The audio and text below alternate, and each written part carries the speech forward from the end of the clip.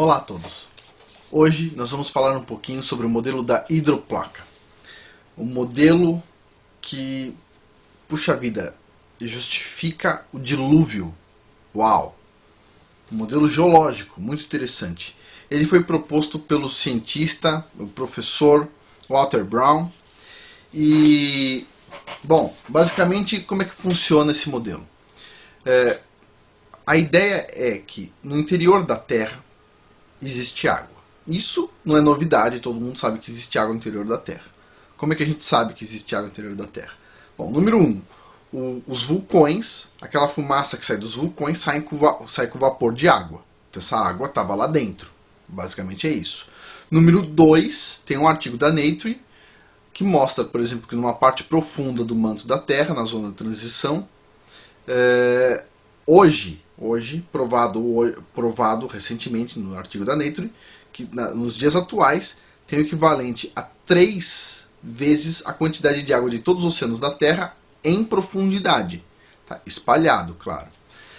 Então, basicamente, não é absurdo acreditar que tinha água no interior da Terra. Mais água do que ainda tem hoje. Um pouco mais de água, né? Não num volume total maior. O professor Brown, então, o modelo dele diz o seguinte, que tinha uma quantidade de água próxima à crosta, numa parte profunda da crosta, tá, basicamente. E essa água seria o equivalente a mais ou menos metade do que existe hoje nos oceanos. Tá? Metade. Ela estava sob pressão, muitos quilômetros de rocha em cima dessas câmeras de água. Tá? Essa pressão fez com que a crosta começasse a se tornar instável. Uma pequena fresta, uma pequena fratura na rocha da crosta se tornou uma fratura grande, de repente numa falha geológica enorme, que cruzou a Terra rapidamente, liberando uma quantidade absurda de água. A energia liberada, para ter uma ideia, foi o equivalente a 10 bilhões de bombas de hidrogênio. Tá? Isso em um dia. Uau! E, puxa, foi o evento geológico mais marcante da história da Terra.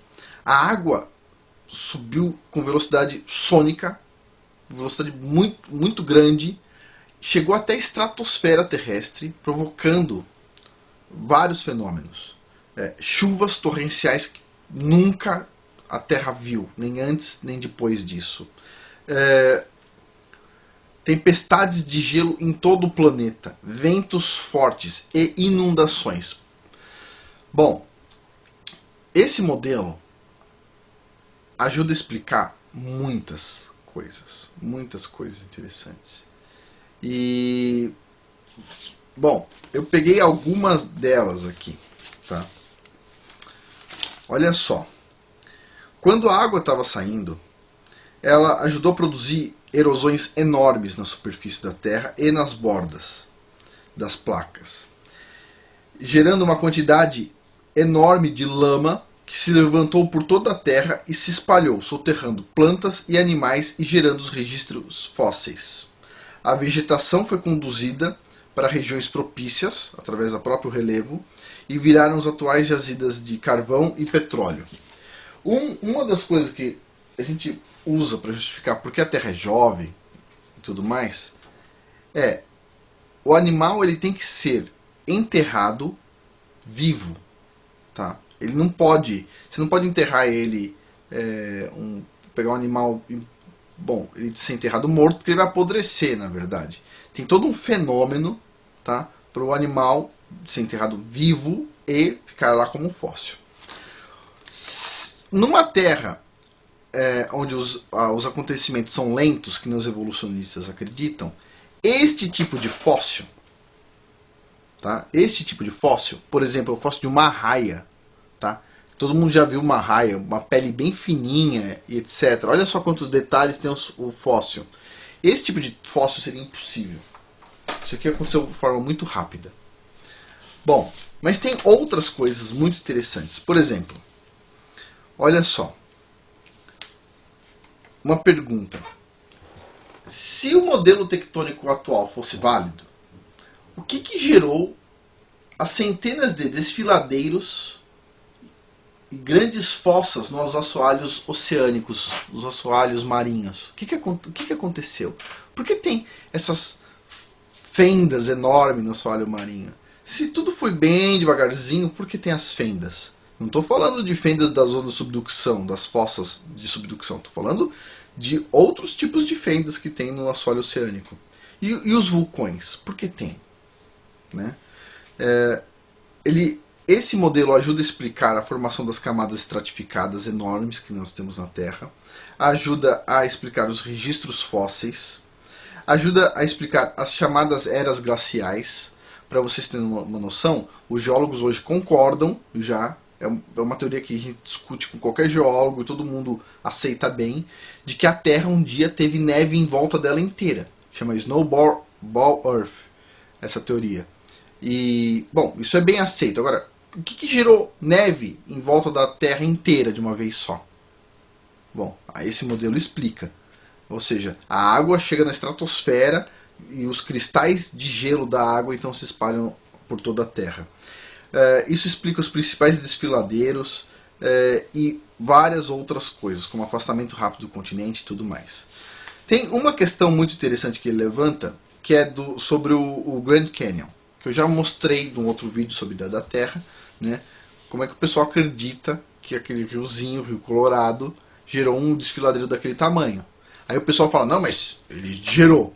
E aí vem a pergunta do professor Brown. Ok, ele gerou o desfiladeiro? Então me mostra onde foram parar os sedimentos. Porque se aquele rio gerou aquela erosão enorme, que é aquele desfiladeiro de quantos quilômetros? 320 quilômetros. Ué, tem que ter um delta do rio. Um delta onde tem o sedimento erodido, ou parte dele pelo menos. Mas não tem delta. Não tem. Cadê o sedimento? Para onde foi o sedimento? Como é que explica isso? Agora, numa erosão rápida, que inclusive foi de um lago, que ele chama de Grand Lake, um lago que estava acima do Grand Canyon. Esse lago extravasou em um determinado momento, rompeu, e toda a água do lago escoou por um lugar e produziu o Grand Canyon em uma semana, em torno de uma semana. Essa é a ideia.